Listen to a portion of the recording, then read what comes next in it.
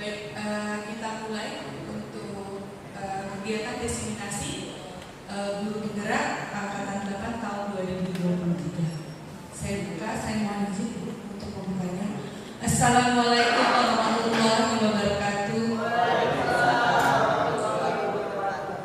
Alhamdulillah, puji syukur kehadiran Allah Subhanahu wa Ta'ala, kita dapat berkumpul di ruang aula SMA Negeri 1 Jakarta dalam kegiatan diseminasi calon guru penggerak angkatan 8 tahun 2023. Sebelum kita melaksanakan kegiatan diseminasi pada hari ini, marilah kita berdoa menurut agama dan kepercayaan masing-masing, dan yang untuk beragama Muslim membaca suratul Fatihah. Al-Fatihah.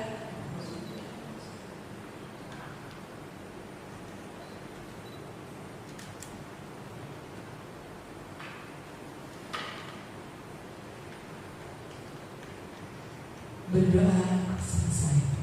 Baik, yang terhormat kepada Kepala Sekolah SMA Negeri 1 Jakarta Ibu Dr. Anda Fauro, yang terhormat kepada Bapak Ibu Guru SMA Negeri 1 Jakarta, baik pendidik dan tenaga pendidikan, untuk hadir di kegiatan diseminasi calon guru penggerak angkatan 8 tahun 2023.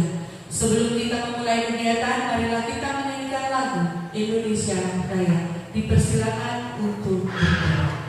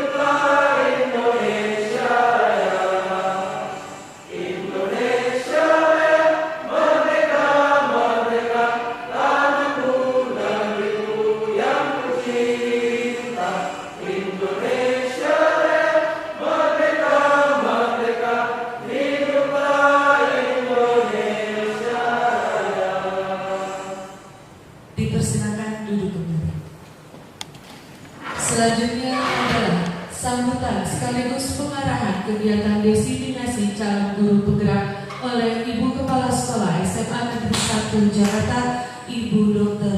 Nanda Fauro. Dipersilakan waktu dan tempatnya. Terima kasih Bu Riana. Bismillahirrahmanirrahim. Assalamualaikum warahmatullahi wabarakatuh. Selamat siang, salam sejahtera buat kita semua. Yang terhormat Bapak Ibu Guru, calon guru penggerak, yang terhormat Bapak Ibu Guru serta karyawan SMA Negeri 1 Jakarta. Marilah kita panjatkan puji syukur kehadirat Allah Subhanahu wa Ta'ala yang telah melimpahkan rahmat dan hidayahnya pada kita semua. Hari ini kita dapat melaksanakan kegiatan diseminasi calon guru penggerak. Bapak Ibu yang saya hormati, kegiatan ini sangat diperlukan untuk kita semua. Seluruh guru yang ada di SMA Negeri 1 Jakarta harus mengetahuinya.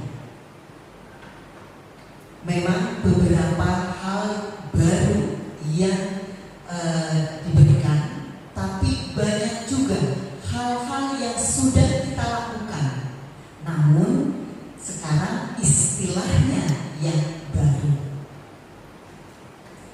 Bapak Ibu yang saya hormati,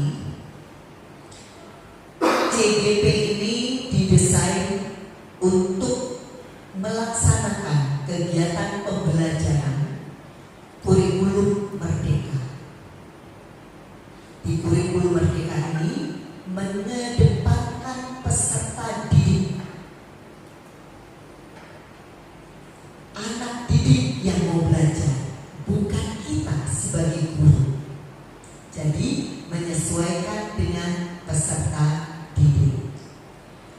Kemudian Bapak Ibu, banyak hal yang harus kita lakukan di kurikulum merdeka ini, terutama budaya positif. Kemarin Ibu sudah meminta kepada Bapak Ibu semua membuat kesepakatan kelas. Itu pun budaya baik yang harus dilakukan setiap guru yang mengajar di kelas tersebut. Budaya-budaya ini harus dikembangkan terus dan terus. Kemudian selain itu, kita tidak menampik bahwa anak-anak kita semuanya tidak sama, berbeda-beda, baik budayanya, intelektualnya, maupun kebiasaan-kebiasaan anak kita di sekitar lingkungan rumahnya. Itu berbeda, dan itu pun mempengaruhi cara mereka belajar di kelas. Kita pun dengan berkecimpung di dunia pendidikan ini, begitu banyak hal yang dilakukan oleh anak-anak kita. Seringkali kita melihat anak-anak kita melanggar aturan atau tata tertib yang sudah kita buat di SMA Negeri 1 Jakarta ini. Nah, anak-anak kita itu berbagai macam. Jika si A melanggar tata tertib dengan si B melanggar tata tertib, itu latar belakangnya kemungkinan berbeda. Untuk itu, kepada Bapak Ibu diminta untuk melihat latar belakang kenapa anak kita itu melanggar tata tertib tersebut. Jangan langsung kita apa istilahnya mengejas anak tersebut malas, anak tersebut tidak bisa mengikuti, tapi kita harus mencari tahu. Nah, di CGP ini salah satunya itu diajarkan untuk itu. Bu Riana dan Pak Bes nanti akan memberikan gimana sih gitu, menangani anak-anak seperti ini. Kita tahu namanya sekarang segitiga restitusi. Mungkin tidak asing bagi Bapak Ibu. Kita pun sudah melakukan, tapi kalau seperti Ibu itu istilahnya baru, tapi itu sudah dilakukan. Nah, istilah-istilah ini yuk kita kenali bersama bagaimana Pak Bes dan Bu Triana mendapatkan informasi dari tutor yang ada di apa istilahnya? Tutornya itu fasilitator yang sudah disiapkan oleh kementerian. Pak Bes sudah belajar di sana dan diminta untuk menyampaikan kepada Bapak Ibu semua diseminasi. seperti apa. Mari kita bersama-sama dengarkan seperti apa yang akan disampaikan oleh Pak Bes dan Bu Riana, yang pasti ini semua untuk meningkatkan kualitas peserta didik yang ada di SMA Negeri 1 Jakarta, agar kita menangani anak-anak kita sesuai dengan zaman. Karena pendidikan itu harus disesuaikan dengan zamannya. Sudah berbeda zaman saat ibu sekolah, saat Bu Riana sekolah, saat Bu Siva sekolah, dan saat sekarang. Ibu dengan Bu Siva aja udah beda 20 tahun ya Bu Siva. Nah, udah berbeda. Saat ibu SMA berbeda dengan saat Bu Siva SMA. Berbeda juga saat sekarang anak-anak kita SMA. Untuk itu kita mengikuti zaman di mana pendidikan itu akan diterapkan. Untuk itu Ibu mengucapkan terima kasih banyak kepada Bu Riana dan Pak Bes yang sudah siap untuk mendiseminasikan kepada teman-teman kita. Kemudian Ibu juga meminta kepada Bapak Ibu semua, mari kita bersama-sama mendengarkan, kemudian nanti kita terapkan dalam kelas kita masing-masing. Bagaimana kita menangani anak-anak yang ada di SMA Negeri 1 Jakarta ini. Itu saja yang dapat Ibu sampaikan.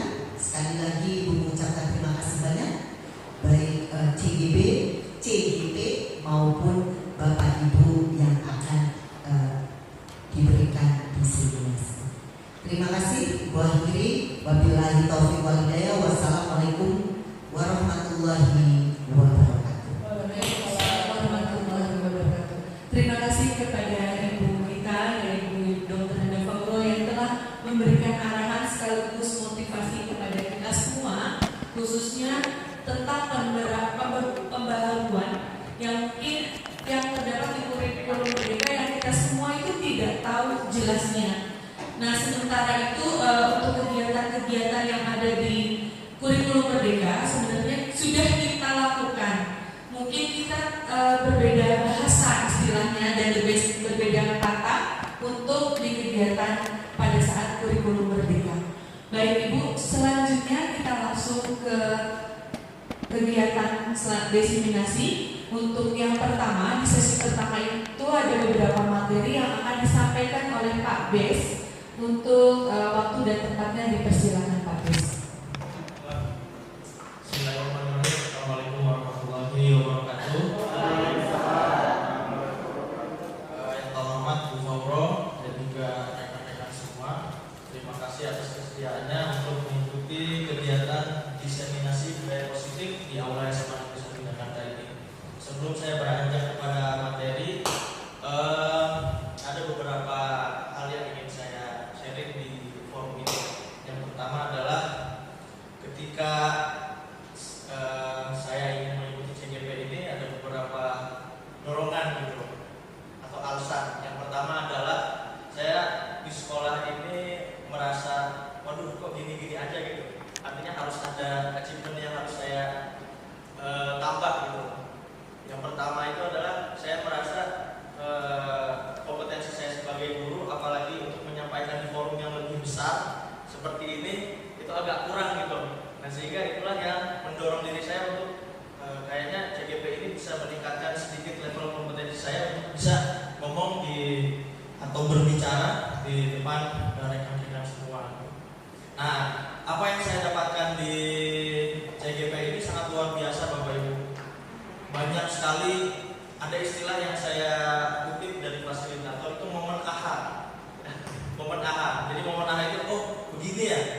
Atau berasanya itu saya disadarkan gitu loh, bahwa pembelajaran yang sudah kita implementasikan sehari-hari di sekolah itu ternyata banyak kurangnya. Ada, tapi memang belum sempurna gitu Bapak Ibu. Kalau ratingnya dari 10 itu ya 5 sampai 7 gitu. Nah, tinggal menyempurnakan yang sudah ada. Nah, mungkin harapannya adalah kedepannya rekan-rekan semua di sini juga semoga bisa mengikuti rangkaian kegiatan dari guru penggerak ini. Nah, sehingga SMA Negeri 1 Jakarta semua gurunya memiliki kompetensi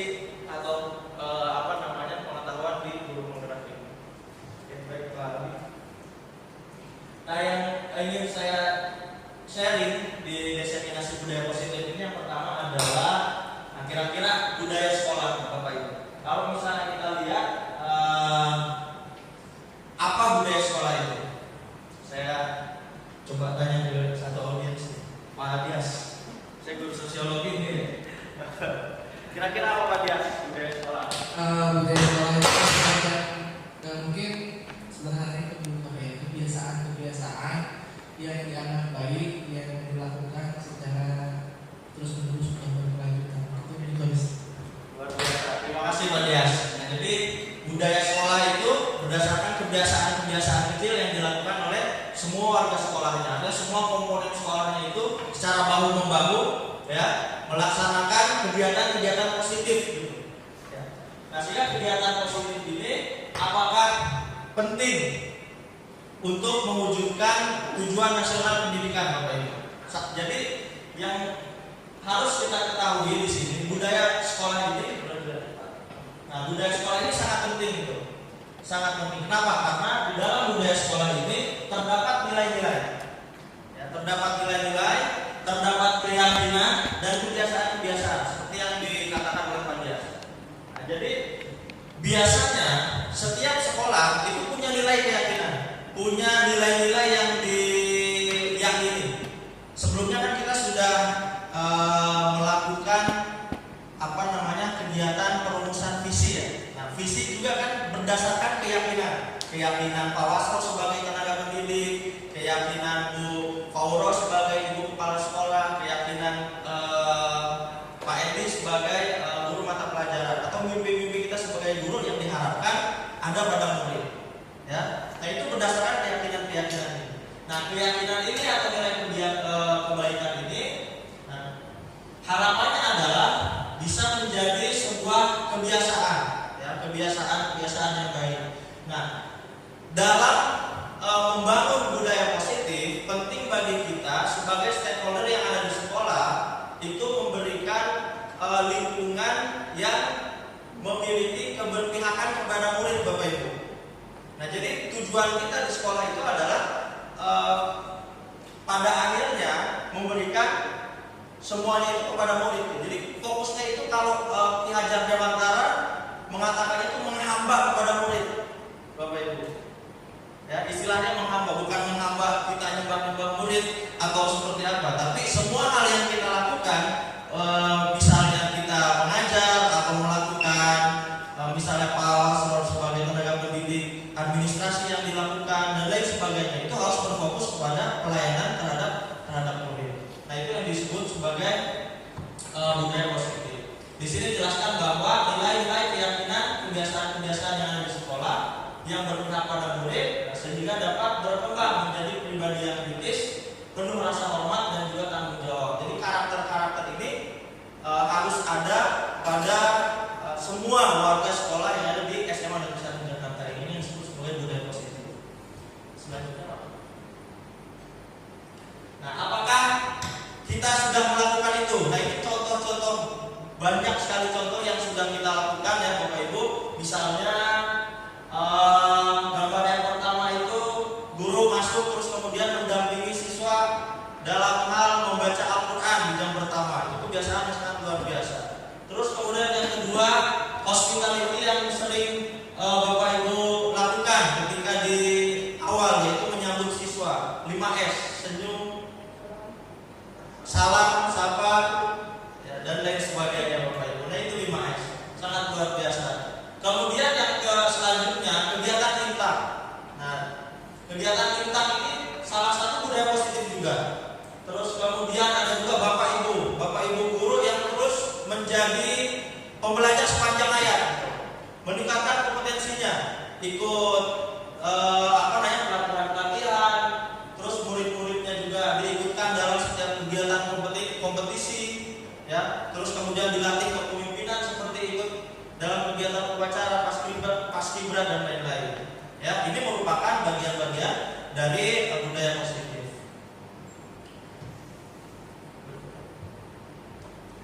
Nah, pada pembelajaran yang saya ikuti ya di rangkaian pendidikan guru penggerak ini ada 8 rangkaian pada modul 1.4. Ya, sebelumnya ada lagi modulnya. Nah, ini modul 1.4 itu mempelajari 8 poin ini Bapak Ibu. Yang pertama adalah perubahan paradigma yang didasari oleh teori kontrol. Yang kedua makna disiplin dan nilai-nilai kebijakan, kemudian hukuman, terus kemudian konsekuensi dan restitusi, 3 motivasi perilaku manusia yang mendasari bagaimana siswa itu bertindak gitu sehari-hari. Ya, entah itu dia melakukan sesuatu yang memang bertentangan dengan aturan sekolah, ya, atau kesepakatan kelas dan lain sebagainya.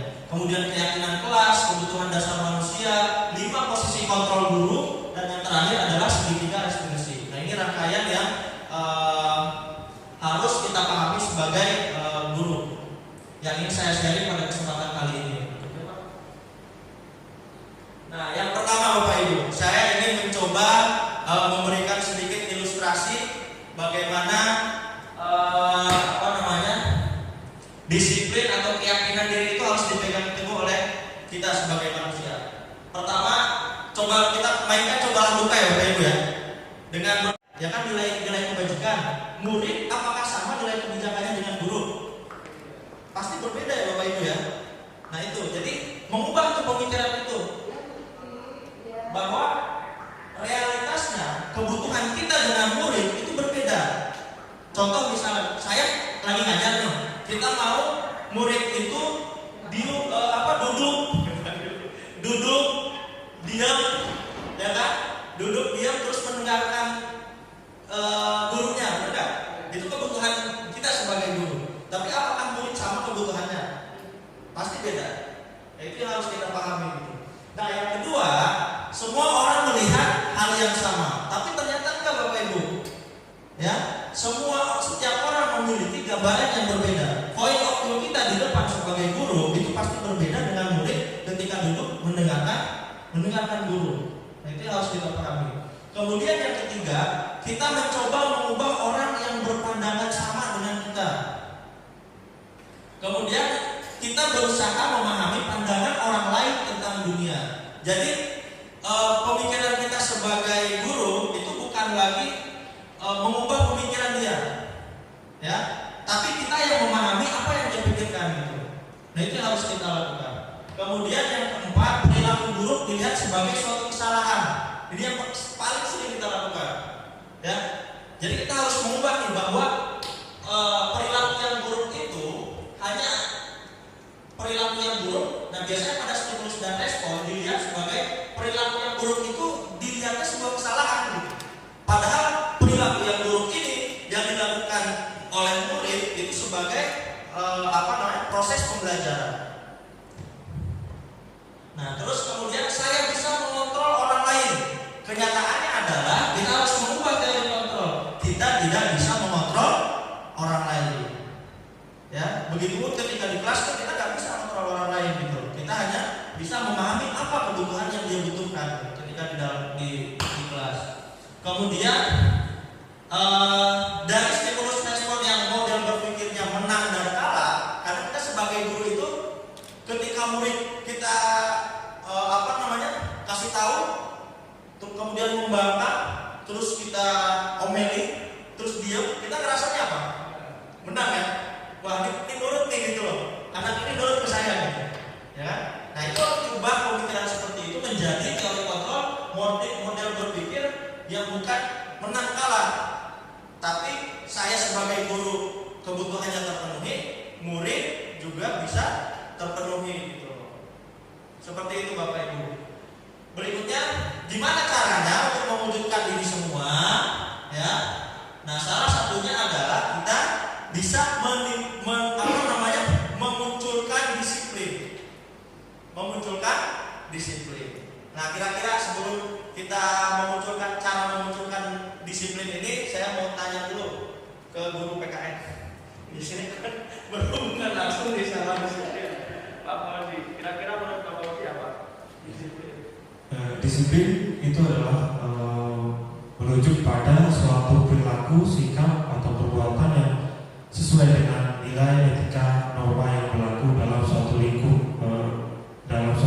lingkungan, entah itu di sekolah, di masyarakat ataupun dalam lingkup yang lebih besar dalam lingkup negara. Luar biasa. Jawabannya udah sangat sempurna ya, sesuai konteks. Sangat PKN. Terima kasih banyak Pak Fauzi. Jadi disiplin itu adalah perilaku yang sesuai dengan nilai nilai-nilai dan norma yang berlaku di masyarakat atau secara lebih luasnya di negara gitu. Nah, boleh Pak? Nah, makna disiplin itu biasanya kita itu identiknya dengan aturan-aturan, ya, benar nggak? Terus dengan tata tertib, terus kemudian dengan patuh, nggak patuh. Anak tuh harus patuh, berarti kalau patuh dia disiplin. Setuju nggak Bapak Ibu? Setuju ya? Sangat setuju. Pasti kita sama gitu loh pemikirannya. Nah, ternyata Bapak Ibu, disiplin itu, nah ini kita ngambil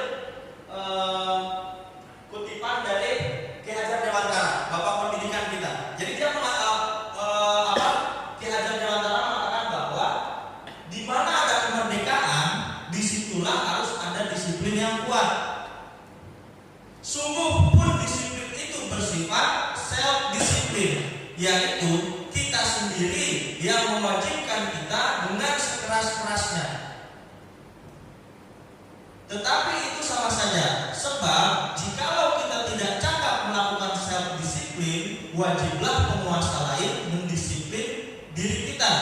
Dan peraturan demikian itulah harus ada di dalam suasana yang merdeka.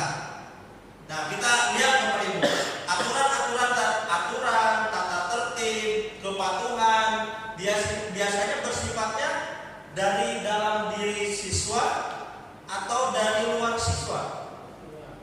Dari luar siswa, biasanya sekolah bikin tata tertib, terus kemudian siswa menerima, patuh nggak? Gitu. Begitu ya Bapak Ibu ya.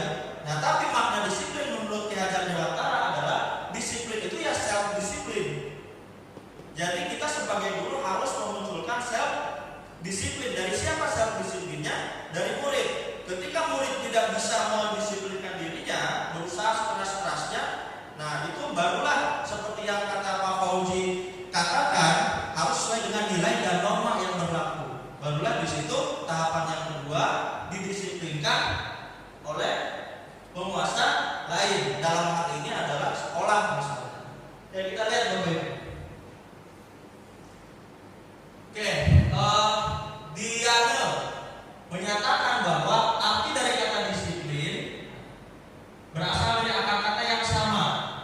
Ya, disiplin itu belajar, kemudian murid atau pengikut. Nah, untuk menjadi seorang murid atau pengikut, seseorang harus paham betul mengapa mereka mengikuti. Jadi disiplin itu ya murid mengikuti.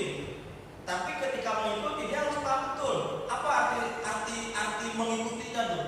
Jadi jangan sampai murid kita itu dikasih tata tertib tapi nggak tahu tujuan dari tata tertib itu. Karena contoh misalnya gini, terlambat misalnya masuk sekolah. Nah terus kemudian setelah terlambat masuk sekolah, nah ada treatment khusus atau konsekuensi yang mereka dapat. Contohnya misalnya hukumannya biasanya apa, Bapak Ibu?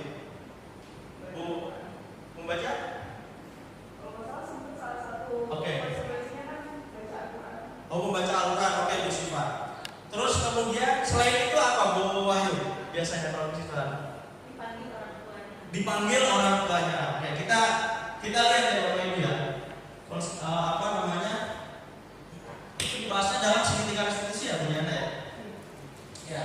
Nah, kemudian di sini ada makna disiplin dan nilai-nilai kebajikan itu ya. Mohon maaf Bapak Ibu.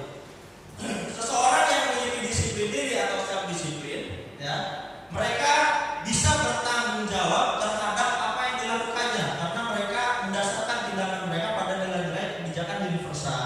Nah, jadi Bapak Ibu, penting bagi kita sebagai guru, sebagai stakeholder sekolah itu menciptakan memunculkan nilai-nilai kebajikan. Kita ambil contoh misalnya ketika perumusan visi. Nah, visi ini semua warga sekolah itu harus ikut, Bapak Ibu.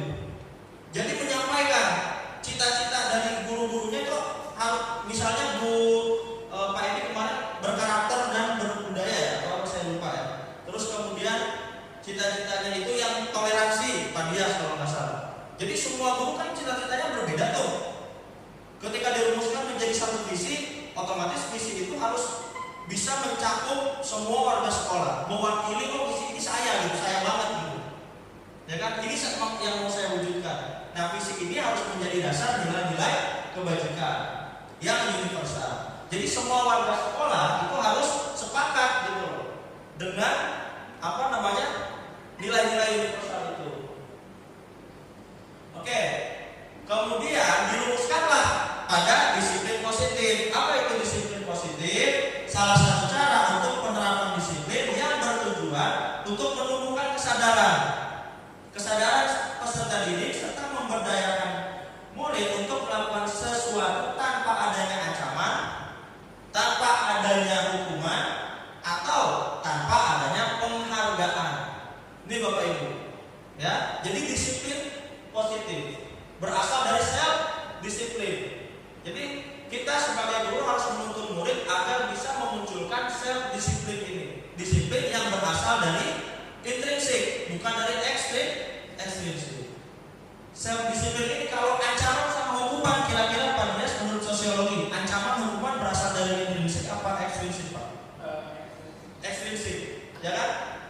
Misalnya kerjain nggak tugas bahasa Indonesianya? Kalau nggak ibu kasih nilai di bawah KKM misalnya. Biasanya kan itu otomatis di luar dari muridnya, benar? Ya kan otomatis si muridnya ini takut gitu loh. Takut, kenapa? Karena takut nilainya di bawah KKM sehingga dia kerjain itu semuanya satu buku di copy nggak apa-apa gitu, nggak masalah asal nilainya lebih dari KKM misalnya. Atau dikasih penghargaan, ayo kerjakan nanti ibu kasih misalnya kopi misalnya. Ya, saya kasih kopi misalnya. Mau tuh kerjain, kenapa? Karena sebenarnya murid itu bisa kopi. Ya. Nah itu penghargaan. Penghargaan juga tidak membangun self disiplin. Nanti kita bahas di slide berikutnya. Kenapa penghargaan ini tidak efektif untuk menumbuhkan rasa disiplin itu. Nah, ada 3 motivasi perilaku manusia. Yang pertama ekstrinsik. Ya, ada 3. Yang keduanya itu ekstrinsik, yang satunya adalah intrinsik. Ekstrinsik untuk menghindari ketidaknyamanan atau hukuman. Ilustrasinya tadi. Kerjakan kalau enggak nilainya di bawah KKM misalnya. Jangan ribut ya, kalau ribut nanti misalnya. Biasanya ada tuh kalimat berikutnya. Ya. Jadi anak itu akan melakukan sesuatu berdasarkan apa? Karena ketidaknyamanan, karena hukuman yang diberikan oleh kita sebagai guru. Yang kedua, ekstrinsik untuk mendapatkan imbalan atau penghargaan. Saya mau nih ngerjain tugas-tugas asal misalnya ada reward gitu loh. Ya kan? Rewardnya apa? Ya. Biasanya seperti itu. Nah, ini ekstrinsik. Nah, kita jangan sebisa mungkin sebagai guru itu harus memunculkan atau mengasah self disiplin dari siswa itu di poin yang ketiga. Disiplin yang berasal dari intrinsik. Ya, untuk menjadikan orang yang mereka inginkan dan menghargai dirinya sendiri, nilai-nilai yang mereka percaya. Ya, jadi kita sebagai guru harus memunculkan intrinsiknya itu. Ya. Menurut 3 motivasi perilaku manusia. Jadi pokoknya semua tindakan siswa yang dilakukan di kelas itu pasti berdasarkan dari 3 ini Bapak Ibu. Entah itu dia takut karena hukuman, entah itu dia dapat sesuatu dari gurunya. Saya mah di mulu nih sama ibu ini misalnya. Saya nyaman dulu, saya mau dia ngerjain apapun yang dia suruh misalnya. Ya kan? Nah, kita harus memunculkan motivasi yang ketiga gitu. Motivasi dari dalam dirinya. Saya butuh belajar, saya harus bisa ini gitu. Itu motivasi dalam diri. Ya. Jadi itu motivasi yang paling top lah gitu dari ketiga tindakan manusia. Oke, bisa dilanjut Pak? Nah, untuk memunculkan itu semua, maka kita harus agar kita bisa memunculkan self disiplin pada siswa, kita harus memahami 3 ini nih, hukuman, konsekuensi, dan restitusi. Dan kapan kita harus bisa menerapkan? Apakah kita menerapkan konsekuensi atau restitusi? Nah, hukuman biasanya bersifat satu arah. Contoh misalnya telat masuk ke pelajaran 30 kali misalnya. Itu kan hukuman bersifatnya satu arah, berasal dari guru, ya kan? Kemudian yang kedua, tanpa melalui suatu kesepakatan, satu arah aja dulu, kita ngasih ya udah, itu hukuman. Yang ketiga, hukuman yang diberikan bisa berupa fisik maupun psikis. Fisik bisa tadi lari, atau psikis disuruh ke depan kemudian dipermalukan, ya kan? Itu hukuman biasanya. Sifatnya seperti itu. Nah, sedangkan yang pilihan yang selanjutnya adalah konsekuensi. Nah ini, konsekuensi itu kita harus ada kesepakatan dengan murid. Ngobrol dulu, ya. Ngobrol dulu, kita sepakati hukumannya apa, yang kedua hukumannya apa. Gitu. Apa konsekuensinya apa? Ya. Kemudian murid tidak nyaman untuk jangka waktu pendek. Nah, kalau bedanya dengan hukuman karena dia psikis, biasanya kan jangka waktu dia ininya panjang, benar nggak? Murid kalau udah malu itu nempel gitu, di sini sama di sini. Biasanya seperti itu. Tapi dengan konsekuensi, malunya saat itu aja gitu. Itu konsekuensi. Kenapa? Karena berdasarkan kesepakatan antara kita dengan murid. Ya. Kemudian berdasarkan suatu data yang umumnya dapat diukur. Ya, itu konsekuensi. Nah, biasanya kita sepakati dulu, kita kita list nih kesepakatan kita, nanti kalau melanggar baru ada konsekuensi. Konsekuensinya apa? Seperti itu. Nah, yang terakhir restitusi. Nah, ini cara yang paling baik untuk mengimplementasikan atau menumbuhkan rasa disiplin dalam diri, yaitu dengan restitusi. Restitusi itu adalah bukan untuk menembus kesalahan. Jadi biasanya restitusi ini adalah untuk belajar dari kesalahan. Jadi melihat sudut pandangnya itu, kesalahan itu bukan sebuah aib gitu, bukan sesuatu yang harus malu gitu dari siswa. Tapi yang proses pembelajaran siswa kalau di sekolah atau misalnya dalam Islam ya Bu Wahyu, manusia itu kan tempatnya salah, betul ya Bu Wahyu? Artinya ya salah dan lupa. Artinya kita sebagai manusia fitrahnya salah.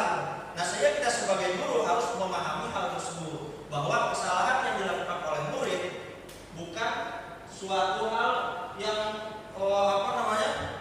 aib dan lain sebagainya, tapi itu merupakan proses pembelajaran. Nah, kemudian memperbaiki hubungan. Jangan dijadikan restitusi ini untuk memperbaiki hubungan antara guru dan murid. Misalnya guru maunya murid itu di kelas mengikuti pembelajaran fokus dan sebagainya, terus kemudian dia nggak mau fokus, biasanya kan kita jadinya kesel gitu sama murid ya. Nah, dengan restitusi itu enggak. Jadi murid ini nanti akan memperbaiki hubungan dengan guru. Kemudian menuntut untuk melihat ke dalam diri, fokus pada solusi. Nah, ini menuntut untuk melihat ke dalam diri. Jadi dibalikin lagi ke anak, suruh nge-reflect, suruh ngaca di kolam anak. Ya. Kira-kira nih kalau misalnya nyontek, jadi kita enak gitu dengan restitusi ini. Ya. Kita hanya berlaku sebagai kaca gitu. Itu sangat enak. Jadi enggak yang capek. Biasanya kan apa yang saya mau nanya deh. Ketika di sini pernah nggak ada yang Bapak Ibu yang mau menghukum anak? Menghukum? Bu Sipa pernah nggak? Pernah ya? Apa yang dirasain Bu Sipa ketika setelah mau menghukum anak? Senang nggak? Puas misalnya? Merasa berdosa. Gimana Pak Afro? Merasa berdosa ya? Apalagi kalau kita ngerasanya keterlaluan gitu, ya kan? Pasti ada rasa salah, ada rasa, aduh, kok kayaknya saya keterlaluan nih, saya nyesel deh, ya kan? Nah itu, jadi biasanya seperti itu. Tapi kalau misalnya menggunakan restitusi ini, kita hanya berlaku sebagai menuntun anak itu untuk membalikkan lagi keyakinan dirinya gitu. Ya kan? Setiap manusia itu pasti punya nilai-nilai kebajikan di dalam dirinya. Tinggal balikin lagi aja gitu. Anak nyontek balikin lagi ke ininya gitu, ke nilai-nilai dalam dirinya. Itu biasanya segitiga restitusi seperti itu. Ya. Kemudian mengembalikan murid yang berbuat salah pada kelompoknya. Kebayang nggak Bapak Ibu? Satu anak biasanya itu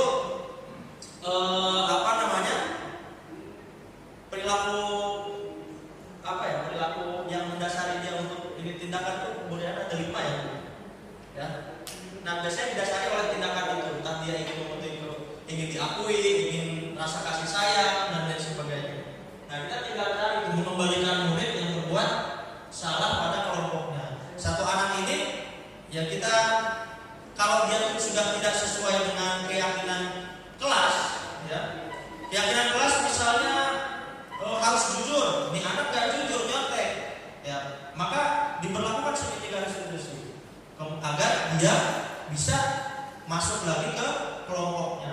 menjadi kelompok yang meyakini bahwa harus jujur di kelasnya seperti itu.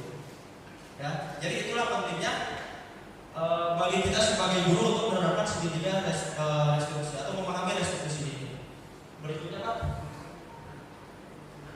Nah, apa bedanya? Nah ini identitas gagal, identitas yang sukses. Ini terkait dengan karakter penanaman identitas. Ya, jadi hukuman itu biasanya sesuatu yang menyakitkan dan harus terjadi. Mau nggak mau harus dilakukan sama anak gitu. Nggak mungkin anak itu nggak bisa menghindari itu. Biasanya hukuman seperti itu. Ya. Kemudian yang kedua, kalau konsekuensi sesuatu yang harus terjadi, sedangkan restitusi itu merupakan pilihan. Biasanya pilihan, ya. Restitusi itu sesuatunya bukan, kalau hukuman kan harus dilakukan. Kalau restitusi itu pilihannya murid bisa memilih konsekuensi yang dia harus dapatkan.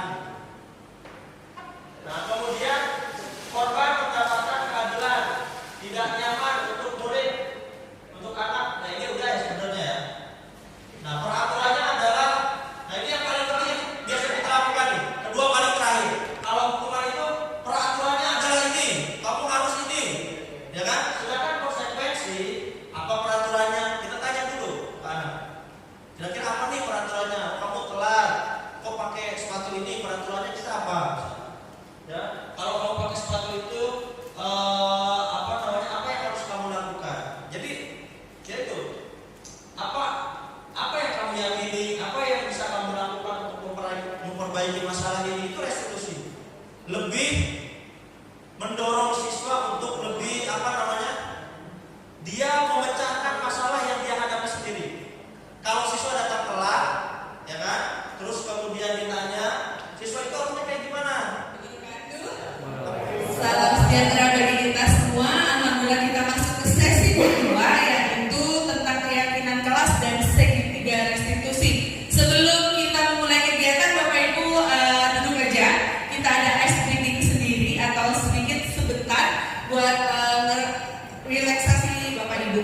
Yang pertama, kalau misalkan saya katakan claps one, jadi kita akan bermain namanya claps 1, 2, 3. Kalau claps one itu bapak-bapak atau ibu-ibu tinggal bilang bu. Tapi kalau bilang claps 2-nya 2 kali, itu bapak-bapak tinggal bilang yes. Yang ketiga, claps 3-nya 1, 2, 3, good. Oke, ya. Kita mulai dulu, coba yang pertama. Claps 1. Ayo. Saya bilang claps 3, 2, 1. Berarti yes. Cool. Yes. Ya, kayak gitu. Jadi kita mulai permainannya. Ayo, kita fokus sebentar. Claps 1. Claps 2. Yes. Claps 3. Good. Claps 2. Yes. Yes. Tepuk tangan. Lumayan ya, sedikit relax sebentar. Baik Bapak Ibu, saat ini di sini dari keyakinan kelas. Kenapa keyakinan kelas? Apa bedanya keyakinan kelas dengan kesepakatan kelas dan peraturan kelas? Kira-kira Bapak Ibu ada bisa mendiskusikan hal ini?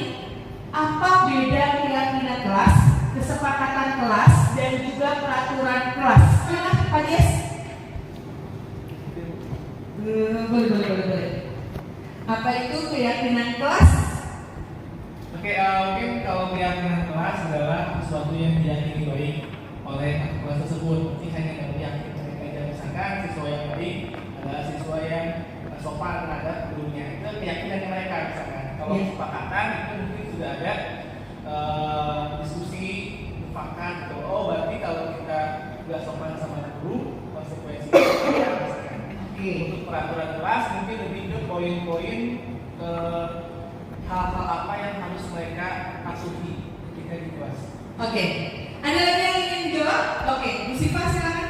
Kalau untuk keyakinan kelas mungkin sama seperti Mbak Dias. Jadi peserta atau warga kelasnya itu baru meyakini hal hal yang dia yakini. Misalnya sama seperti Mbak Dias, oh kalau misalnya terlambat mengerjakan tugas berarti itu sesuatu yang salah. Misalnya oh dia yakin seperti itu, peserta didik yakin, pendidik yakin. Nah, tapi masih dulu terlebih dahulu. Nah, tetapi kalau sudah kesepakatan kelas berarti kita sama-sama musyawarah sepakat kira-kira benar nggak sih kalau seandainya yang tidak mengerjakan tugas itu atau terlambat mengerjakan tugas adalah sesuatu yang salah. Nah, kalau seandainya sama-sama sepakat antara pendidik dan peserta didik, oh berarti itu sudah kesepakatan kelas karena sudah antar dua pihak. Nah, tapi kalau seandainya peraturan kelas, menurut saya pribadi mungkin itu hanya satu orang saja atau satu pihak saja yang menjabarkan poin-poinnya. Misal, satu, tidak boleh lambat mengerjakan tugas. Nah, itu hanya guru saja yang menjabarkan, tapi tidak disepakati oleh anak-anak. Mungkin seperti itu, Bu Yana. Lebih mirip kepada peraturan. Keyakinan kelas itu bersifat lebih abstrak dan isinya berisi nilai kebajikan yang diyakini secara universal.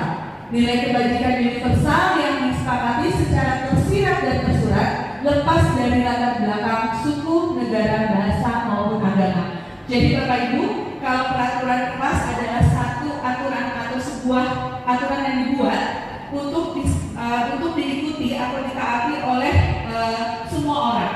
Sedangkan kesepakatan kelas itu adalah bentuknya sama, nilai-nilai positif di dalamnya itu disepakati baik antara guru maupun murid atau di antara lingkungan sekitarnya untuk menyepakati sebuah kesepakatan. Nah, untuk keyakinan kelas adalah merupakan nilai-nilai objektif, nilai-nilai yang sifatnya kebajikan, di mana merupakan keyakinan dari kesepakatan kelas tersebut. Intinya itu. Kalau dibilang sama, kesepakatan kelas dan keyakinan kelas sama-sama memiliki nilai-nilai kebajikan. Dua-duanya sama. Namun keyakinan kelas itu lebih menjurus kepada keyakinan mengenai kesepakatan yang telah dibuat. Jadi mungkin Bapak Ibu untuk saat ini memang keyakinan kelas lebih diutamakan, dan mungkin bukan berarti lebih diutamakan daripada kesepakatan, tetapi keyakinan kelas ini merupakan ruang lingkup yang menyeluruh, menyelingkupi tentang peraturan mengenai kesepakatan yang ada di dalam kelas. Jadi itu perbedaan antara keyakinan, kesepakatan, dan peraturan.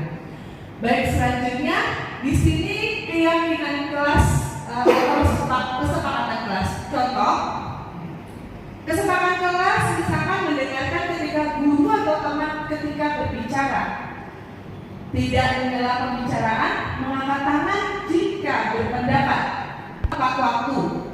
Terus kesepakatan kelasnya memakai seragam sesuai jadwal, meminta izin jika akan keluar kelas, berdoa sebelum dan sesudah belajar, tidak mengganggu teman yang beribadah, tidak menyontek ketika ulangan, membantu teman yang kesulitan, dan berkata sopan dan santun. Itu pasti yang dinamakan kesepakatan kelas. Mungkin Bapak Ibu yang wali kelas di sini sudah membuat beberapa kesepakatan kelas di kelasnya masing-masing.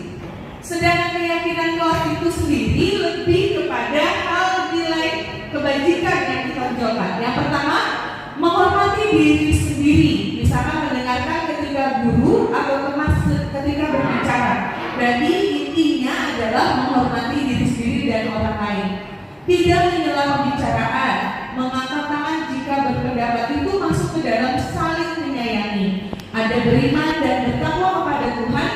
Disiplin itu lebih kepada datang dan pulang tepat waktu, memakai seragam sesuai jadwal, meminta izin jika akan keluar kelas. Nah, dan bertanggung jawab juga masuk di dalamnya, dan juga menghargai teman. Jadi ini perbedaan yang sangat konkret dari kedua, mulai kesepakatan kelas dan keyakinan kelas. Selanjutnya ada 5 dasar dari untuk keyakinan kelas ini. Kita masuk ke 5 dasar kebutuhan manusia. Hal ini yang bisa menjadi dasar bagaimana kita membuat sebuah keyakinan kelas. Yang pertama, bertahan hidup. Kebutuhan yang bersifat fisiologis untuk bertahan hidup, misalnya kesehatan, rumah, lalu makanan, minuman itu masuk ke dalam bertahan hidup. Nah, yang kedua, di sini kasih sayang dan rasa diterima. Kebutuhan akan hubungan dan koneksi sosial, menerima kasih sayang dan kebutuhan untuk merasa menjadi bagian dari suatu kelompok. Misalkan, mungkin beberapa siswa kita itu di kelas banyak yang bermasalah di keluarganya.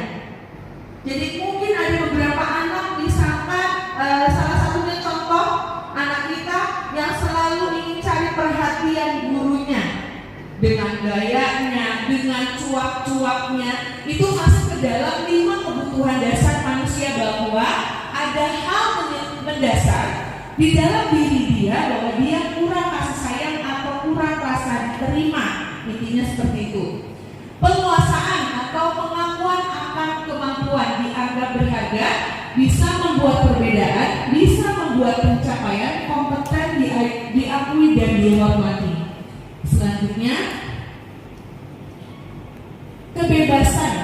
Di sini kemandirian, memiliki pilihan dan mampu mengendalikan arah hidup seseorang, perlu banyak bergerak, suka mencoba-coba, tidak terlalu terpengaruh dengan orang lain dan senang mencoba hal baru dan menarik.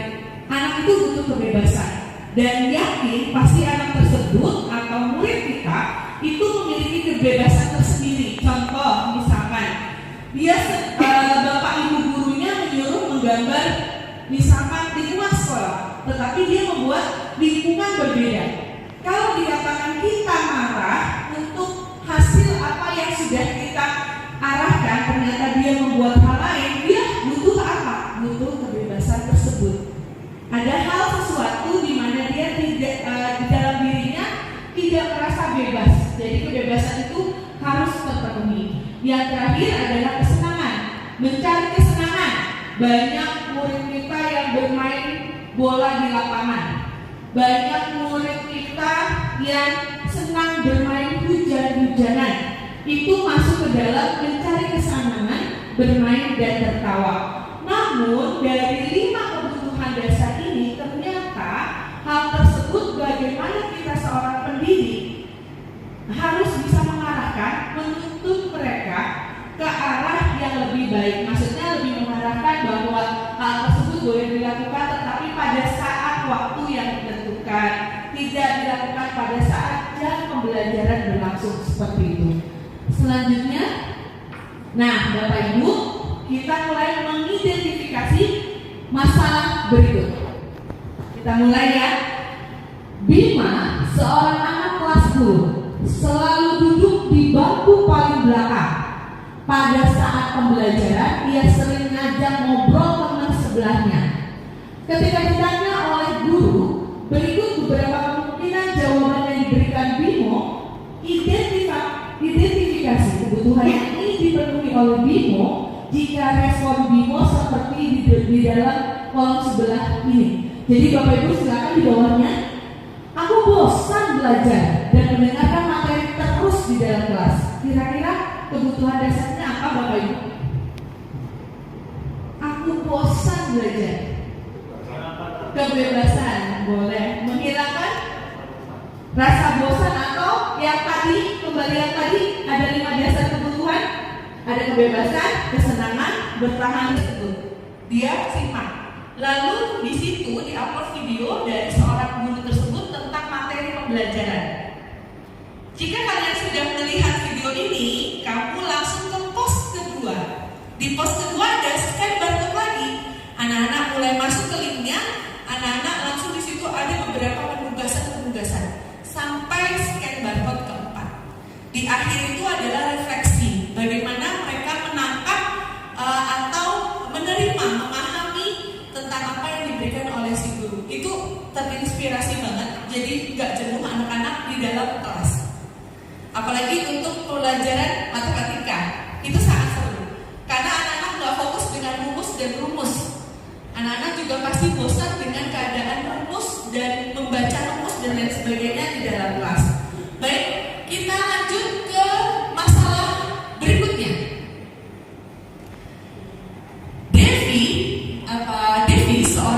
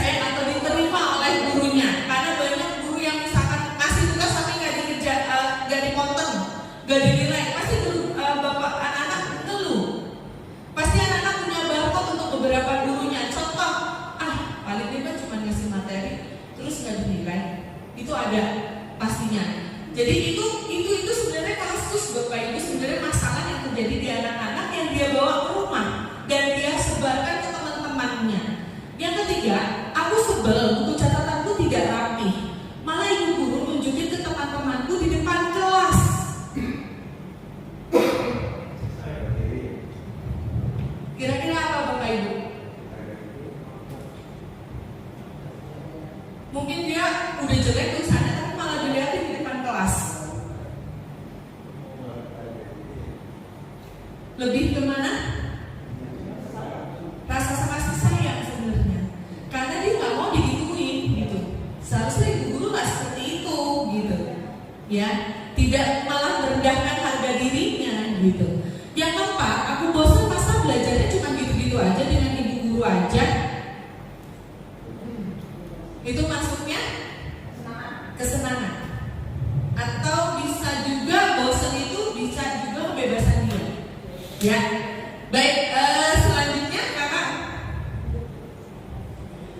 5 posisi kontrol di sini pada saat kita membuat suatu keyakinan kelas dan kita sudah mengetahui 5 kebutuhan dasar manusia, ada posisi kontrol guru dalam diri kita sendiri. Nah, pembelajaran di sini, materi di sini sebenarnya membuat saya sadar sebenarnya bahwa ada beberapa hal yang pernah saya lakukan dan itu tidak perlu dilakukan kembali. Yang pertama, penghukum. Yang kedua, pembuat merasa bersalah. Yang ketiga, sebagai teman. Yang keempat, pemantau. Dan yang kelima, sebagai manajer. Lanjut, kakak.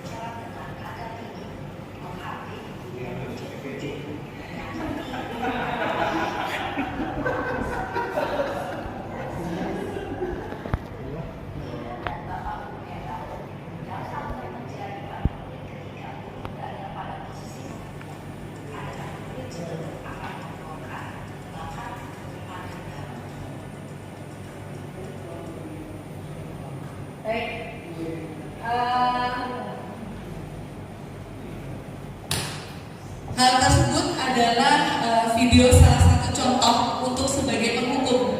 Mungkin Bapak Ibu tadi spontan ngomong ada seseorang yang seperti itu.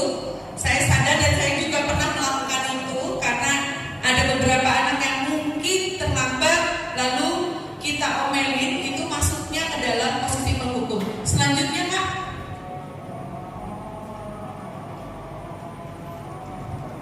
Azan tunggu sebentar. Video kedua yaitu contoh dari posisi pembuat merasa bersalah.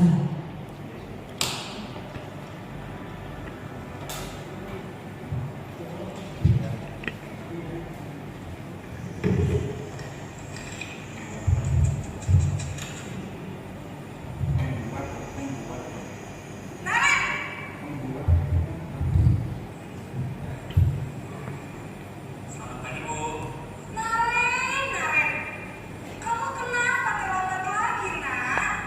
Ya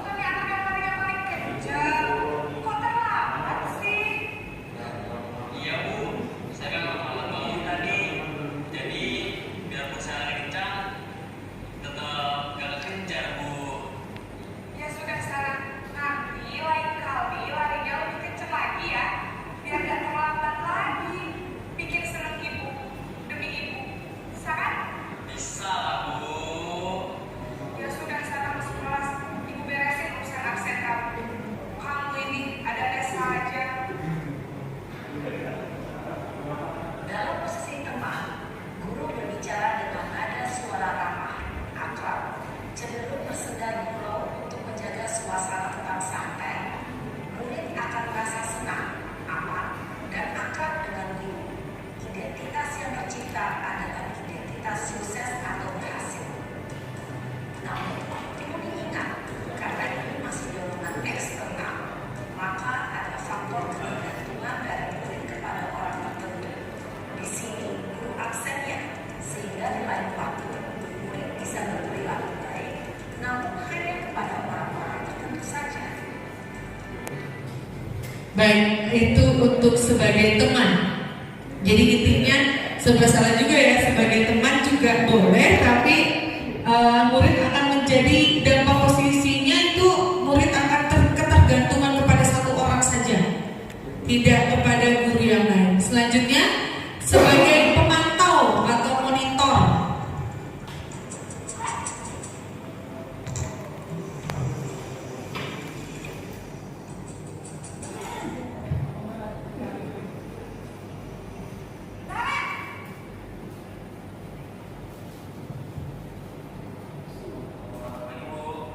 Naren, apa peraturan sekolah kita tentang jam berapa kita harus masuk sekolah? Nah?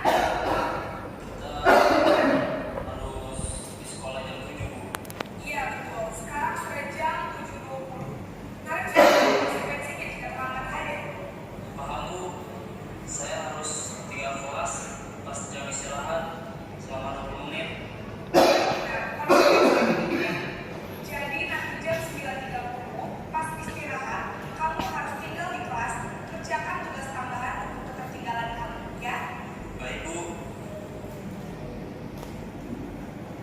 Posisi pemantau mengandalkan penghitungan atau data untuk mengontrol murid. Guru mengarahkan murid berdasarkan ketentuan dan konsekuensi. Seorang pemantau menunjukkan bahasa tubuh dan ekspresi wajah yang datar dan cenderung formal. Untuk pemantau ini lebih kepada data. Berdasarkan data tata tertib A, konsekuensinya seperti ini. Jadi lebih kepada formal, di mana semua yang dilakukan oleh murid kita itu lebih dilihat lagi dari data-data sebelumnya. Yang terakhir yaitu sebagai manajer.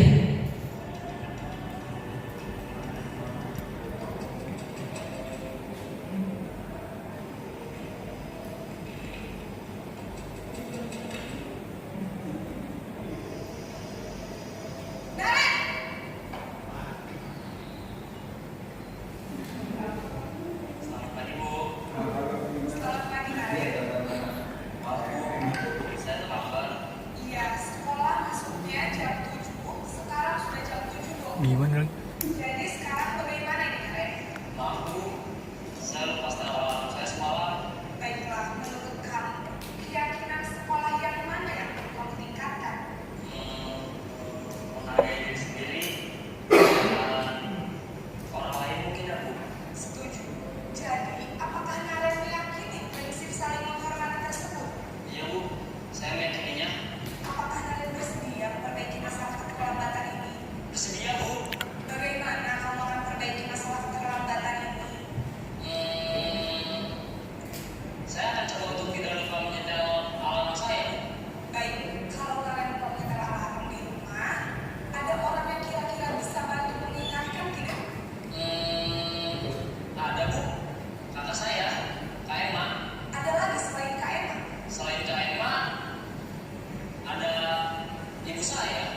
Baik, jadi yang mengingatkan Naren adalah Kak Emma dan ibu kamu ya? Kira-kira akan mulai setel alarm kapan nih, Naren? Setelah pulang sekolah, akan segera saya lakukan. Baik, jadi Naren akan setel alarm untuk bangun besok pagi dan akan diingatkan oleh kakak dan ibunda Naren ya. Ada lagi yang mungkin perlu dilakukan Naren agar tidak terlambat bangun lagi. Tidak ada, Bu. Baik Naren, terima kasih untuk kerjasama kamu. Sekarang kembali ke kelas untuk belajar. Baik, Bu. Terima kasih. Posisi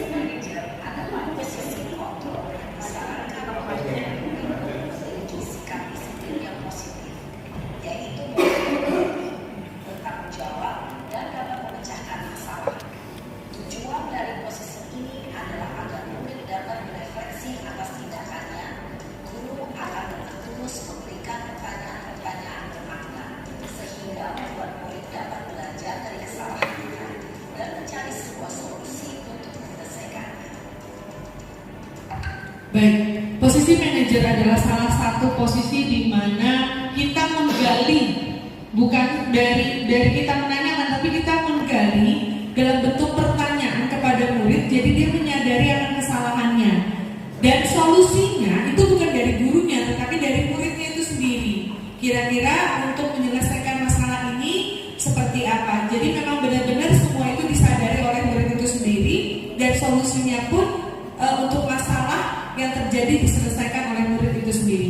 Baik, selanjutnya di sini ada 5 posisi kontrol, beberapa hal yang bisa menjadi motivasi, baik identitas gagal, identitas menjadi hasil yang sukses, dan identitas berhasil dan sukses. Baik dari penghukum, pembuat orang merasa bersalah, teman, pemantau, dan manajer. Selanjutnya,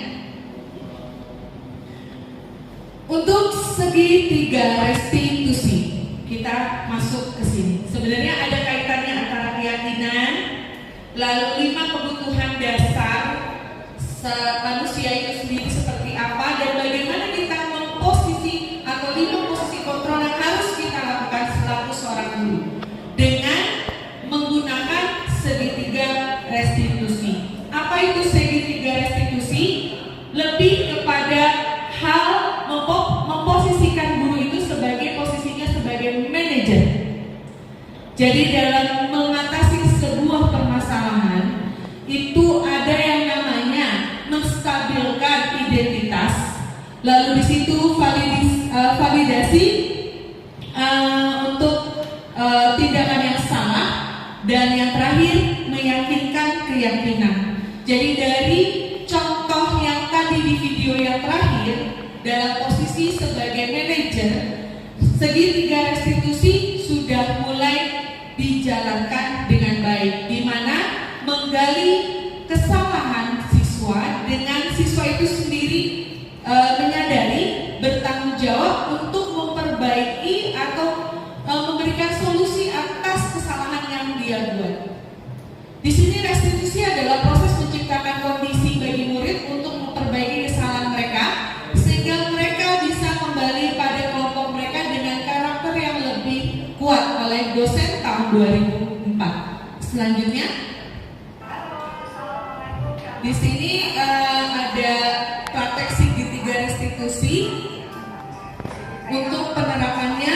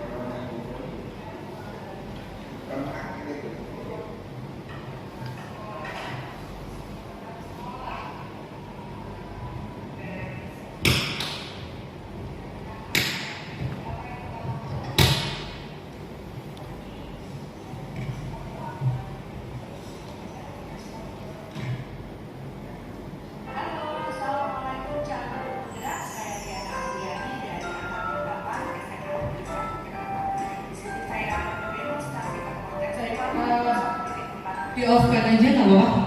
Ya. Jadi di sini ada salah satu siswi yang terlambat, ada siswi tersebut menggunakan sepatu warna putih. Dalam segitiga restitusi, yaitu tidak langsung menghukum siswa tersebut, tetapi siswa tersebut kita panggil untuk berdiskusi, untuk diberikan salah satu hal yang membuat dia menyadari dan bertanggung jawab atas kesalahan yang dia buat. Intinya seperti itu. Nanti pada saat kita berhadapan dengan siswa itu sendiri menyelesaikan masalahnya, kita akan gali sebenarnya kenapa terlambat. Pasti ada alasan, ada sebab dan akibat.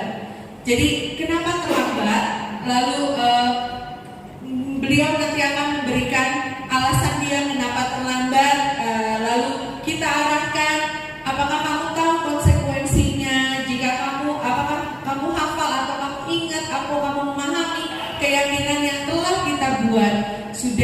Kalau sudah mereka akan menjawab konsekuensinya seperti apa, mereka akan menjawab. Lalu kita akan menggali kembali untuk hal atau masalah yang telah kamu buat, apa yang akan kamu lakukan jika kedepannya itu akan terulang kembali. Dan di situ mereka akan membuat sebuah keputusan atau membuat sebuah pernyataan dari tersebut bahwa kedepannya seperti apa. Dan jadi solusi tersebut muncul dengan sendirinya dari murid. Bukan kita menjudge, bukan kita menghukum mereka dan membuat mereka menjadi merasa bersalah, tetapi kita gali masalah yang telah dia lakukan, dia menyadari dan dia akan memperbaikannya. Intinya segitiga restitusi itu seperti itu, Bapak Ibu. Baik, selanjutnya setelah video, ya. Segitiga restitusi di sini menstabilkan identitas. Di sini berbuat salah itu telah tidak apa-apa. Tidak ada manusia yang sempurna. Saya juga pernah melakukan kesalahan seperti itu. Kita bisa menyelesaikan ini. Bapak Ibu tidak tertarik mencari siapa yang salah, tetapi Bapak Ibu ingin mencari solusi dari permasalahan ini. Kamu berhak merasa begitu. Apakah kamu sedang mencari teman yang baik buat diri kamu untuk validasi tindakan yang salah? Kamu pasti punya alasan mengapa melakukan hal tersebut. Lalu kamu patut bangga pada dirimu sendiri karena kamu telah melindungi sesuatu yang penting buat kamu. Dan yang ketiga, kamu boleh mempertahankan sikap itu jika kamu harus menambahkan sikap yang baru. Terus untuk menanyakan keyakinan seperti apa? Apa yang kita percaya sebagai kelas atau keluarga? Lalu apa nilai-nilai umum yang telah kita sepakati? Apa bayangan kita tentang kelas yang ideal? Kamu mau jadi orang yang seperti apa? Jadi ini ada beberapa kata-kata atau kalimat di mana dalam penggunaan segitiga restitusi itu akan tersampaikan atau disampaikan oleh guru kepada murid yang melakukan sebuah kesalahan. Silakan. Baik Bapak Ibu, kenapa restitusi itu penting? 1, rasa bersalah menguras sangat banyak energi. 2, ketika kita merasa bersalah, kita mengalami identitas kegagalan, itu pasti. Yang ketiga, perasaan bersalah membuat kita terperangkap pada masa lalu, di mana kita sudah tidak bisa berbuat apa-apa lagi. Selanjutnya, adalah terima kasih. Jadi ada beberapa hal mengenai segitiga restitusi. Intinya Bapak Ibu, segitiga restitusi itu lebih kepada posisi dalam kontrol manajer, di mana selaku seorang manajer dalam sebuah pendidikan, dalam suatu satuan pendidikan, kita memiliki atau kita harus mengetahui 5 kebutuhan dasar manusia. Selain itu juga kita dalam membuat suatu perencanaan pembelajaran, kita harus membuat sebuah keyakinan kelas. Jadi urutan seperti itu dalam kegiatan pembelajaran kita di lingkungan sekolah pastilah sangat berkaitan erat.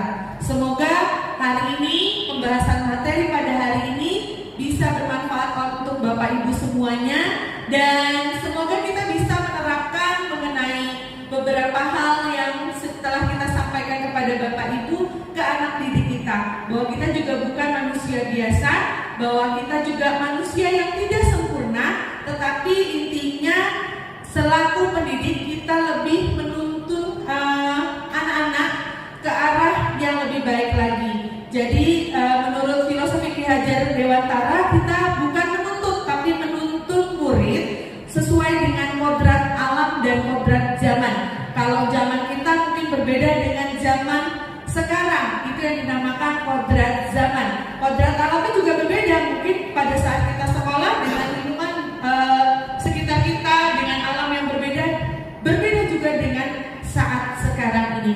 Inilah paparan dari kami atau desiminasi dari kami berdua, saya Buriana Priani dan Pak Bes Ikra Buana, mengucapkan banyak terima kasih atas kesempatan yang diberikan kepada kami berdua dalam hal kegiatan desiminasi calon guru penggerak angkatan 8 tahun 2023. Dengan ini saya tutup kegiatan pada hari ini, saya akhiri. Wabillahi taufiq wal hidayah. Wassalamualaikum warahmatullahi wabarakatuh. Waalaikumsalam warahmatullahi wabarakatuh.